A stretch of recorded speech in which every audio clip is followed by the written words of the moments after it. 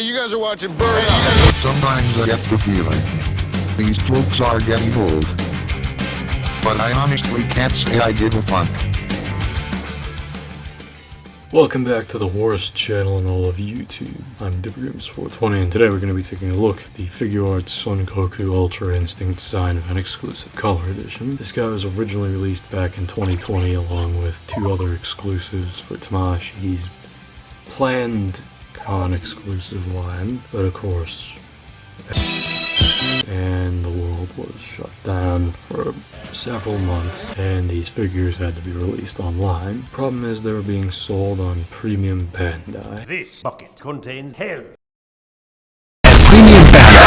Or within a few minutes the site crashed and all three of the figures sold out. Fortunately, I was able to get the second batch of these figures, which arrived in December of 2020.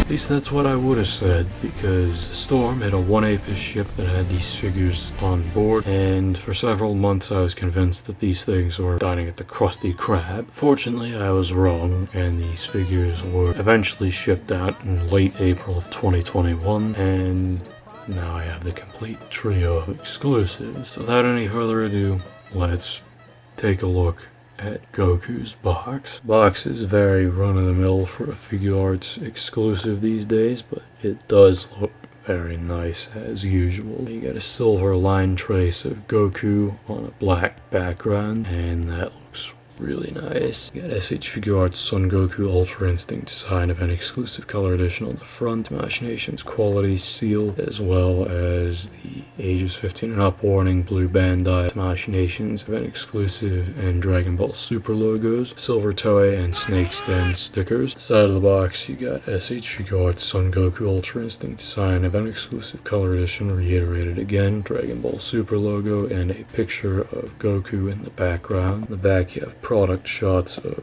Goku, as well as a bunch of different blurbs. The very bottom of the back you have the bluefin information just printed on, as well as what appears to be a serial number of some sort. Bottom you got S.H.Figuarts Son Goku Ultra Instinct Sign, reiterated once more, and a picture of him. On the other side you got Figuarts logo, picture of Goku, and his name reiterated once again. And up top you got S.H.Figuarts is a new standard figures series that uses the art style of Machinations action figures to successfully pursue character expression through humanoid action. So now that we've taken a look at Goku's box, let's get him out.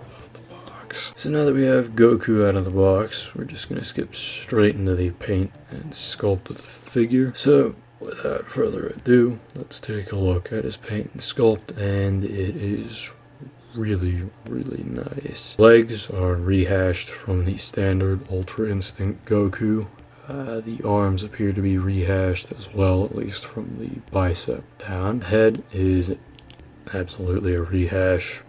It's the same exact sculpt piece for piece, but the torso is not rehashed at all.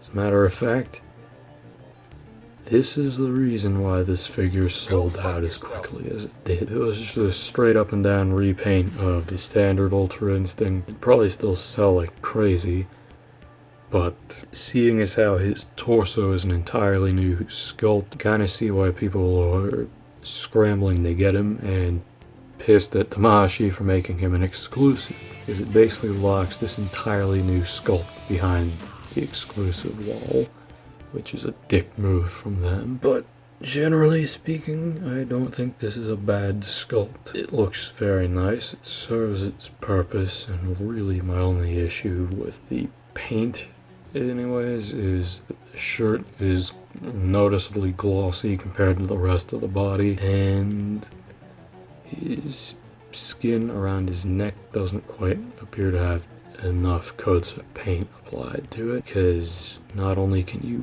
sort of tell the difference in person between the neck and his collarbone, it's really bad on camera, but it's not as bad in person, but he also has a noticeable seam line going down the side of his chest, so that is not good at all. As for the rest of the paint, I'd say they did a pretty solid job otherwise. The colors are nice and vibrant, and they contrast with each other very nicely. His hair is a transparent base with a black coat and a sort of bluish metallic flake applied to it. All these elements sort of blend together to make this really cool looking effect that really sells the Ultra Instinct look in person. One last thing before we move into his accessories.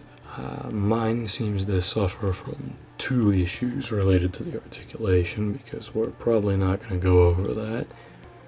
For one, it does not take much effort to split him in half.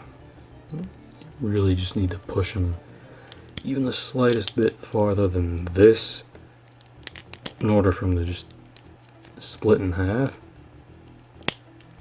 Another issue my copy has: legs are stupidly easy to take off.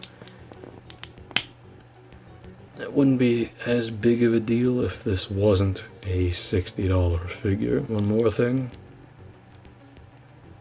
Shirt colored butterfly joint. That's really nice.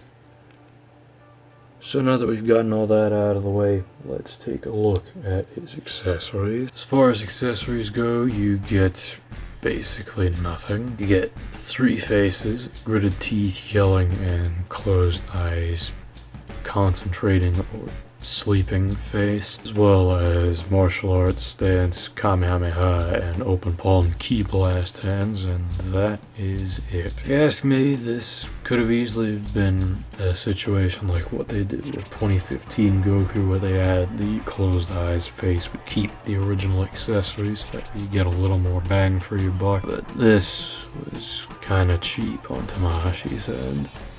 But that about wraps this figure up. Let's move into my final thoughts. Now that I've gone over this figure, what is my final verdict on the Figuarts Ultra Instinct Goku? It's an okay figure. Overall, I think the figure looks really nice. Most of the articulation functions as it should, and with the color palette he's got going on, he'll definitely stand out on a display. But given the fact that this figure has an entirely new torso sculpt and it's essentially locked behind 2 exclusive releases, it's definitely a shitty move on Bandai's end. Similarly, I think he really needed more accessories, especially for his price tag. For $60, you're basically just getting what you would have gotten with a Saiyan Raised on Earth Goku. Maybe more, maybe less. So it's not Tamahashi's strongest release by a long shot. It's certainly not the best Goku they've put out, but by extension, it's not the worst one they've put out either. If you can find him at a reasonable price, I'd recommend him. And for anybody who'd be watching this in Japan, yeah, you should absolutely go with the reissue that Tamahashi's putting out, because yeah, they are re-releasing this thing in the same way they did Kid Goku a few years ago. So should you get this figure? If you're a die-hard Goku fan, or you really want this figure, I guess pay the aftermarket prices for him. Otherwise, this is one of those figures I wouldn't go above double the retail price for him, because he is really not worth anything past that. Again, that's not to say that it's bad. That's just to say he's not worth crazy aftermarket prices. But this has been Dipper Games 420, and I'll see you guys next time.